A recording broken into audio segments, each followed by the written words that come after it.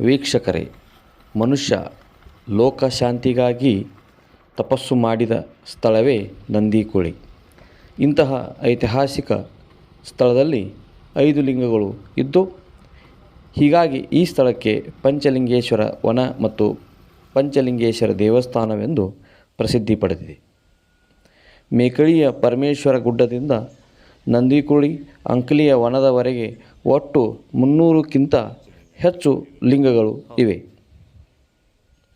ಈ ಗ್ರಾಮದಲ್ಲಿ ಪ್ರಾಚೀನ ಕಾಲದಲ್ಲಿ ಬೃಹದಾಕಾರದ ನಂದಿ ವಿಗ್ರಹವಿತ್ತು. ಕಾಲಾಂತರದಲ್ಲಿ ಅದು ನಶಿಸಿ ಹೋಗಿದೆ. ಮಠದ ಆವರಣದಲ್ಲಿ ಈಶ್ವರ, ಹನುಮಾನ ಮೂರ್ತಿಗಳಿವೆ.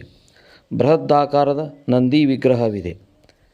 ಈ ಗ್ರಾಮದಲ್ಲಿ 2 ಶಿಲಾಶಾಸನಗಳು ನಮಗೆ ದೊರೆತಿವೆ. ಬಂಕನೆಂಬ ರಾಕ್ಷಸನನ್ನು ಕೊಂದ ಬೀರಪ್ಪ ಹುಟ್ಟಿದ್ದು ಈ ಪರಿಸರದಲ್ಲಿಯೇ. ಹಾಗಾದರೆ ಈ ಮಠಕ್ಕೆ, ದೇವಸ್ಥಾನಕ್ಕೆ ಒಮ್ಮೆ ಭೇಟಿ ನೀಡಿ.